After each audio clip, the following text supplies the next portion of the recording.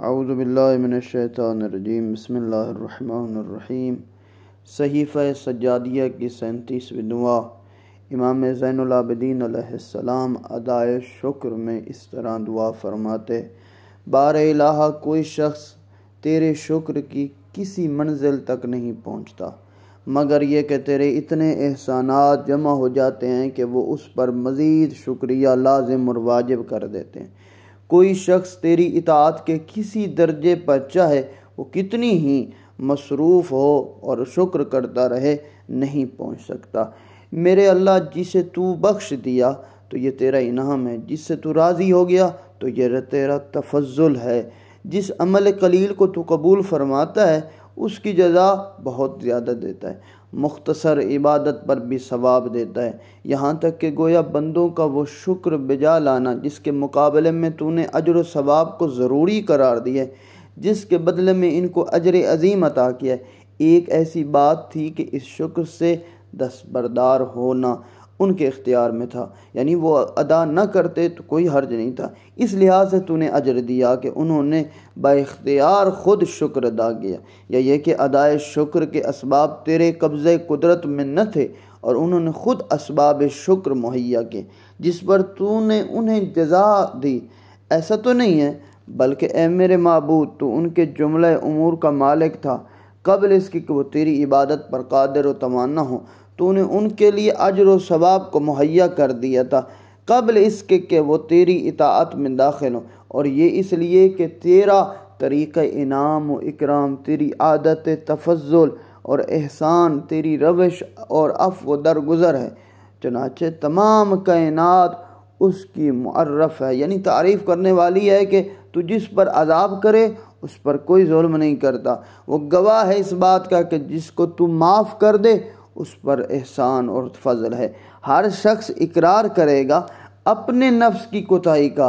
اس اطاعت کے بجا لانے میں جس کا تو مستحق ہے۔ اگر شیطان انہیں تیری عبادت سے نہ بہکاتا تو پھر کوئی شخص تیری نافرمانی نہ کرتا، اگر باطل کو حق کے لباس میں ان کے سامنے پیش نہ کرتا تو تیرے راستے سے کوئی گمراہ نہ ہوتا۔ پاک ہے تیری ذات، تیرا لطف و کرم ہے اے میرے اللہ، ان میں سے ہر ایک پر تو نے وہ فضل و احسان کیا ہے جس کے مقابلے میں ان کا عمل بہت کم تھا۔ اگر تو اطاعت گزار کو صرف ان کے اعمال پر جن کا سر و سامان تو نے مہیا کیا ہے جزا دیتا تو قریب تھا کہ وہ ثواب کو اپنے ہاتھ سے کھو دیتے، یعنی جس طریقے سے وہ عبادت کر رہے تھے اس مقدار میں اگر تیری رحمت ہوتی اور اس کی جزا ہوتی بہت کم تھی، لیکن تو اپنی اس رحمت کے اس کام کے بدلے میں بہت زیادہ اجر عطا کرتا ہے۔ پھر یہ کہ تیرے خود یہ نعمت کھانے والے جو رزق کھا کر اس نے تیری اطاعت پر قوت حاصل کی،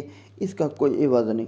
اور جن اعضاء و جوارح سے کام لے کر تیری مغفرت تک راہ پیدا کی اس کا سختی سے کوئی محاسبہ نہیں ہے۔ اگر تو ایسا کرتا تو اس کی تمام محنتوں کا حاصل اور سب کوششوں کا نتیجہ تیری نعمتوں اور احسانوں میں سے ایک ادنا اور معمولی قسم کی نعمت کے مقابلے میں ختم ہو جاتا۔ اے میرے معبود، یہ تو تیری اطاعت کرنے والے کا حال ہے، تیری عبادت کرنے والے کی سرگزشت ہے، وہ جس نے تیرے احکام کی خلاف ورزی کی ہے، تیرے منع کرنے کے باوجود اس نے گناہ کی، اسے بھی سزا دینے میں تو نے جلدی نہیں کی تاکہ وہ معصیت کی حالت کو چھوڑ کر تیری اطاعت کے طرف رجوع کرے۔ سچ تو یہ ہے کہ جب پہل اس نے تیری نافرمانی کا قصد کیا تھا، جب ہی وہ ہر اس سزا کا جسے تو نے تمام خلق کے لیے مہیا کیا مستحق ہو چکا تھا، یعنی اس کا یہ ارادہ کرنا ہی عذاب الہی کا مستحق بن گیا تھا،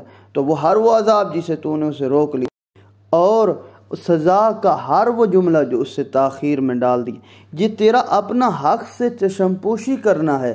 استحقاق سے کم پر راضی ہونا ہے۔ اے میرے معبود، ایسی حالت میں تجھ سے بڑھ کر کون کریم ہو سکتا ہے؟ تیری توصیف لطف و احسان ہی کے ساتھ ہو سکتی ہے، تو بلند تر ہے اس سے کہ تجھ سے عدل کے انصاف کا خلاف کا اندیشہ ہو۔ جو شخص تیری نافرمانی کرے تجھ سے یہ اندیشہ ہو ہی نہیں سکتا کہ تو اس پر ظلم کرے، اور نہ اس شخص کے بارے میں جو تیری رضا و خوشنودی کو ملحوظ رکھے تجھ سے حق تلفی کا خوف ہو سکتا ہے۔ تو محمد اور ان کی آل پر رحمت نازل فرما، میری آرزوؤں کو برلا اور رہنمائی میں اتنا اضافہ فرما کہ میں اپنے کاموں میں توفیق سے ہمکنار رہوں، اس لیے کہ تو نعمتوں کا بخشنے والا، لطف و کرم کرنے والا ہے۔ یہ دعا ادائے شکر میں اعتراف کی تکثیر کے سلسلے، یعنی بہت سارے لوگ ہوتے ہیں جو شکریہ نہیں ادا کرتے، اللہ کا شکر ادا نہیں کرتے، نعمتوں پر ملتے رہتے ہیں، وہ استفادہ کرتے رہتے ہیں لیکن شکر ادا نہیں کرتے۔ امام جعفر صادق علیہ السلام سے روایت ہے کہ خداوند عالم نے حضرت موسیٰ سے کہا، اے موسیٰ میرا شکر بجا لاؤ، ایسا کہ میرا شکر کا حق ادا ہو جائے۔ حضرت موسیٰ نے کہا کہ میں کیوں کر تیرے شکر کا ادا کر سکتا ہوں جبکہ ادائے شکر خود ایک نعمت ہے؟ تو قدرت کی طرف سے اشارہ ہوا، اے موسیٰ اب تم نے میرا شکر ادا کر دیا، جبکہ یہ جان لیا کہ ادائے شکر بھی میری ایک نعمت ہے۔ اور اسی طرح شکر کے بہت سارے ارکان ہیں، جس طرح ان کے اجزاء کے عنوان سے کہا۔ پہلا جز یہ ہے کہ انسان یہ علم اور یقین پیدا کرے کہ اللہ تعالیٰ ہی تمام نعمتوں کا سرچشمہ۔ دوسرا، اللہ تعالیٰ کی نعمتوں پر خوش رہنا چاہیے، ناراض نہیں ہونا، کم ہے زیادہ ہے جس حال میں اس کا شکریہ ادا کرتے رہنا چاہیے۔ تیسرا جز یہ ہے کہ دل اور زبان سے اللہ کی تعریف کرتے رہنا چاہیے۔